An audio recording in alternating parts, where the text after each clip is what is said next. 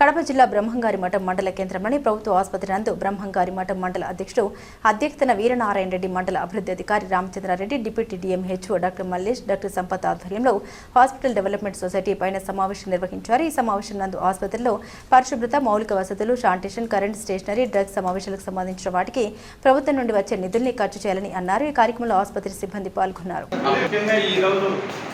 Hospital development society meeting గాను మన యొక్క స్టాఫ్ మరియు ఎంపీపీ గారికి మరియు ఎంపీడీఓ గారికి కృతజ్ఞతలు తెలుసుకుంటూ ఇక్కడ వచ్చినాను. ఈ కార్యక్రమాన్ని ముందు పెడుతున్నాను. జనరల్గా ఏంటంటే హెచ్ఐఎస్ మీటింగ్ జరపాలి. చాలా కాలం నుంచి మనకు బడ్జెట్ రాలేదు కాబట్టి ఈ మధ్యన ఒక 1 వీక్లో బడ్జెట్ వస్తుంది కాబట్టి సార్ దృష్టికి కొంచెం బిజీగా ఉన్నా కానీ ఇప్పుడు ఎంపీపీ గారు మన ఎంపీడీఓ గారు మాట్లాడుతూ చాలా ఈ రోజుకి మనకు జరిగింది.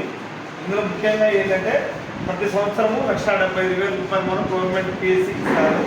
ఇందులో ముఖ్యంగా మనం ఏం చేయాలంటే ఓన్లీ ఆసుపత్రి వరకు డెవలప్మెంట్ వరకు మనం వాడుకోవాలి. బయట చేయడానికి మనం వాడుకోకూడదు. ఏది వాడుకోవాలన్నా కానీ ఎంపీపీ గారికి చెప్పి ఎంపీడీఓ గారు మెంబర్లు ఉంటారు, ఎంపీపీ గారు చైర్పర్సన్ ఉంటారు, సెక్రటరీ గారు ఉంటారు, ఎంఆర్ఓ గారు మెంబర్ ఉంటారు. మహిళా సర్పంచ్ అంటే సర్పంచ్ ఎలక్షన్స్ అయిపోయినాయి లేదు కాబట్టి సర్పంచ్ గారు ఇన్వైట్ చేయలేదు. ఆల్రెడీ ఎంఆర్ఓ గారు కూడా ఒక మెంబర్ ఉంటారు కదా, ఆయన కూడా ఇంటికి ఇచ్చాము ఖర్చాను. దాంట్లో సార్ కొంచెం బిజీగా ఉండడం వల్ల రాలేకపోతున్నాను చెప్పారు ఎంఆర్ఓ గారు.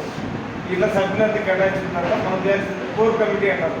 ఎంపీపీ గారు సిగ్నేచర్ పెట్టిన తర్వాత మనం ఏమి చేస్తామని సార్ దృష్టి తీసుకెళ్ళిన తర్వాత దాంట్లో ఏమి చేయాలా ఏమి చేయకూడదు అనేది సార్ నిర్ణయం చేసిన తర్వాత మనం జనరల్గా అది చేస్తాం.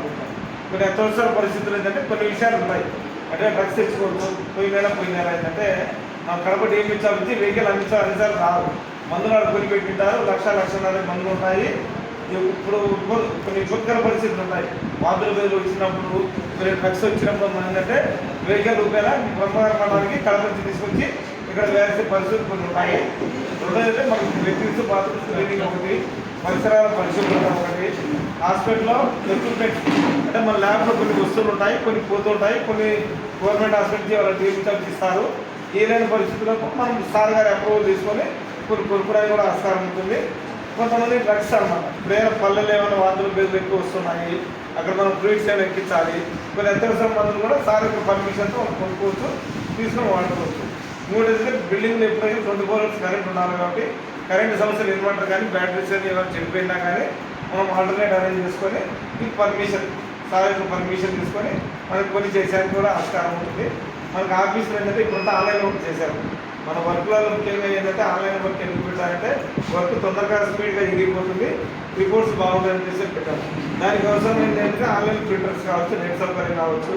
మన ఏమైనా తదుపరి వాళ్ళు ఏమైనా యూడీసీ కానీ ఏమైనా ఫీల్డ్ సూపర్వైజర్ ఒకటి ఉంటుంది, దాంట్లో కానీ అవసరమైన స్టేషన్ వెహికల్స్ కొనుక్కోవడానికి కూడా పర్మిషన్ ఉంటుంది.